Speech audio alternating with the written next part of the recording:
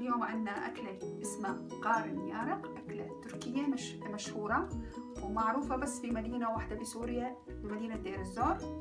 هو عبارة عن باذنجان محشي باللحمة والبصل والبقدونس. الطريقة بتقشر باذنجان مثل هيك، باخد سكين وبقطعه من النص من 3 جناب. بعد ما بقطعه وبخلص بقليه بالزيت، بعدين بحشيه بالحشوة. راح تشوفوا خطوة خطوة معي. القارن يارق بيحتاج زيت للقلي، صوصة بندورة، طماطم، طبعا البقدونس راح بخلطه مع اللحمة، وبخلطه مع كمان بخلط معه البصل مع اللحمة. اللحمة دهينة شوي معلش. كمان أنا 3 كيلو باذنجان أخذت كيلو لحمة، بصلة كبيرة وبقدونس حسب ما بتحبي. برش عليها فلفل أسود بسيط، ملح كمان حوالي معلقة طعام مو أكتر. وهي طبعا الصوصة بستعملها بالأخير، الزيت للتقلاية.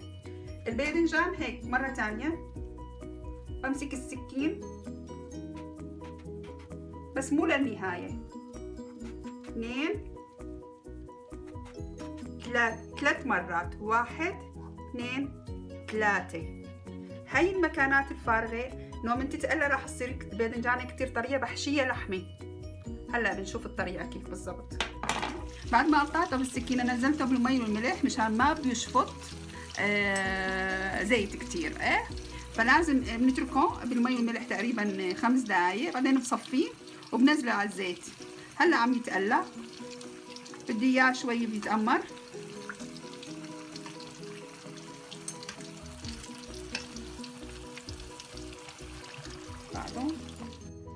بعد ما قليت الباذنجانات بدي هلا بشيهم باللحمة. انا فتحتهم 3 مرات، شايفين 3.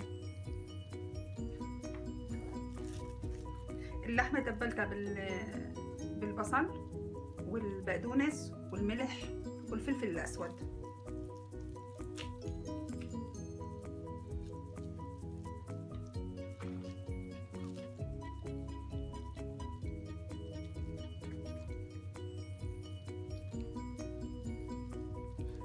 على هاي الطريقة. هلا باخد كمان واحدة بس باتجاه معاكس.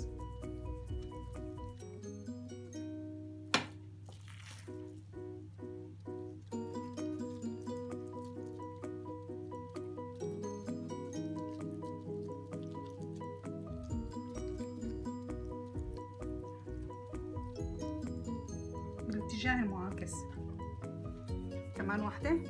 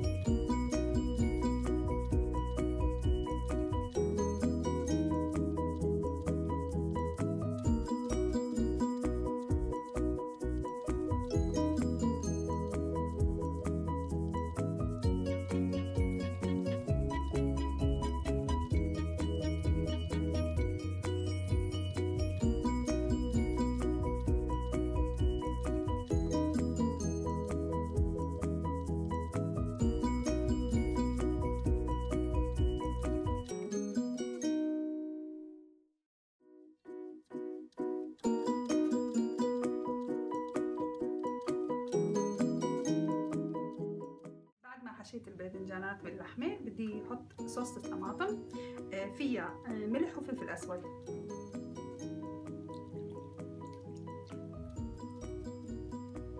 بحطها بالفرن على درجة حرارة 200 فوق وتحت، وبتركها لحد ما بتستوي اللحمة.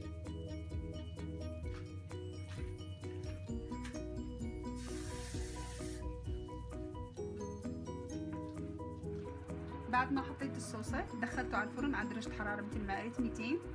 من فوق وتحت ونتركه تقريبا حوالي ربع ساعة 20 دقيقة. عنا أكلة الفطار الميارق جهزت.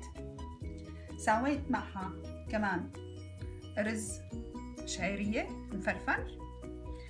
أنا طبعا زينته باللحمة، أخذت اللحمة بالجناب حطيتها على الرز.